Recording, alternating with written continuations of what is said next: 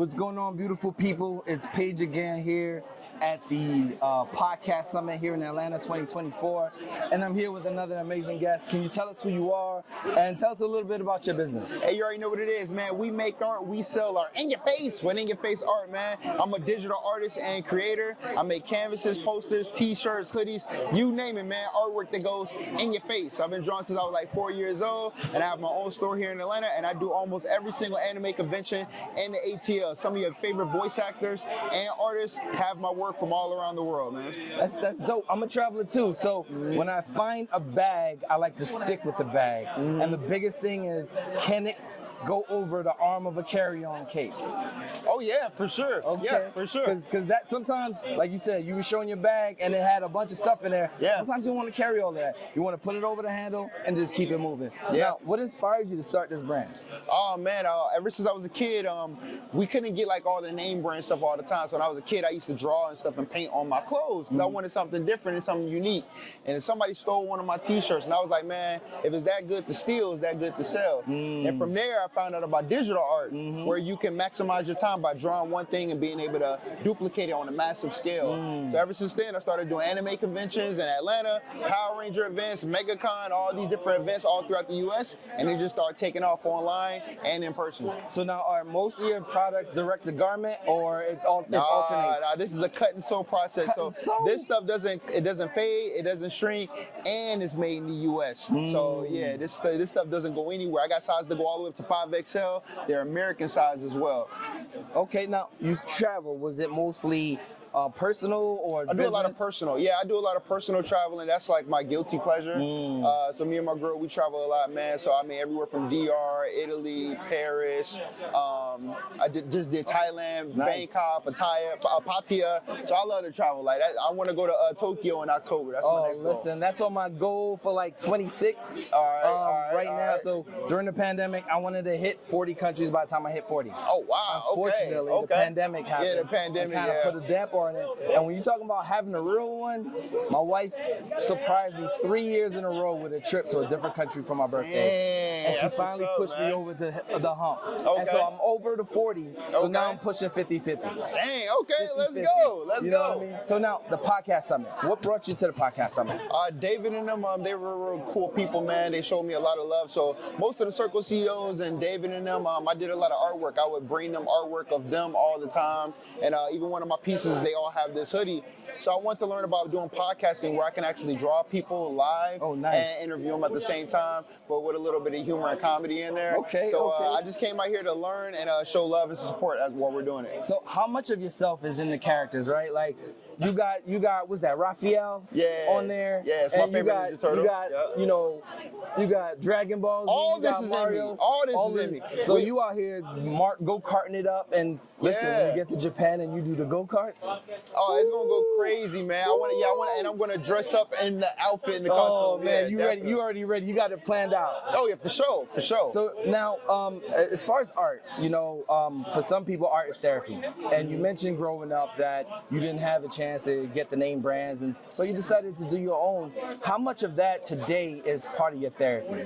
Still to this day, man. I mean, when I draw live, I have people watching me from India, Philippines, all over the world. So when I go live and I just start drawing on YouTube, it gives me a chance to interact with people who have the same type of common interest that I do. We'll reminisce about different characters we watched growing up. And for me to be able to even see and meet a lot of the voice actors for these characters blows me away. Like Frieza, the original voice actor from Dragon Ball, will be at my store this weekend, Saturday. Wow. So it's great therapy because I tell people you can't have the word earth without art. We do everything. Everything from this building, every color, everything you wear, everything has art in it. So you can't have the word earth without art. We are the earth. Art is everything. So they talked earlier about the power community.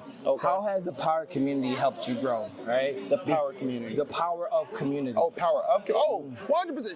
Anime fans are no disrespect to other fans, but anime fans, you ain't touching anime fans. 100%. Let me tell you, we got anime fans that will travel to an event, buy a 3-day pass. They will get the hotel. They will stand in line for 3, 4, 5 hours to rock with you, and then they'll buy a $3,000 outfit and cosplay, and then we'll still cash out for them and their whole family. Anime fans will, I'll put it like this, man. Like in hip hop, for example, you probably got 5 years to be hot in hip hop. Yeah. When it comes to anime fans, they still rocking with their Power Rangers from 91, 92. Wow. They still rocking with the voice actor. So you become to the point where they're gonna rock with you forever. And then it's generations. Look how many Ninja Turtles variations we'd had.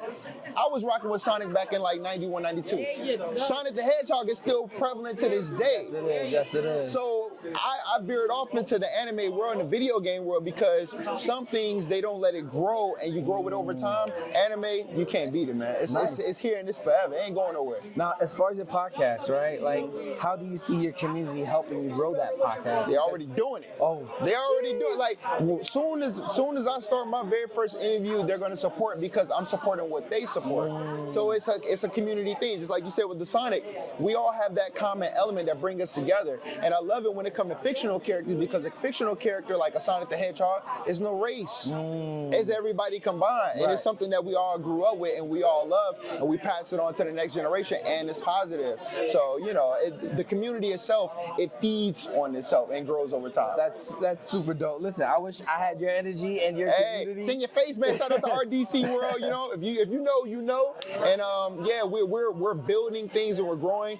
Me personally, I want to be able to create more characters so we can have our own identities, things made by us, to share with the rest of the world as well. Whether it's our stories, like the Boondocks, for instance. You know, that has a lot of comedic, but a lot of political things and a lot of things that people had controversial before it's time. I want to do that in a different positive sense of the fictional era. Your Dragon Ball Z's, your Sonics and Marios. I think we have a lot of great stories. I think we just have to put it out there and don't rely on other people to, hey, can you put that out there? We just do it ourselves, man. That's amazing because one of the reasons why I'm doing these recordings here at the summit is because I have the aspiration to build a podcast network, to build voices like ours that can tell our story. For sure. And the understanding the importance of allowing us to tell it ourselves and not him to tell his story. For sure. And you are doing an amazing job, my brother. Thank you. I appreciate that, man. I mean, I just met you, but I want to say you sound like you've been doing this forever.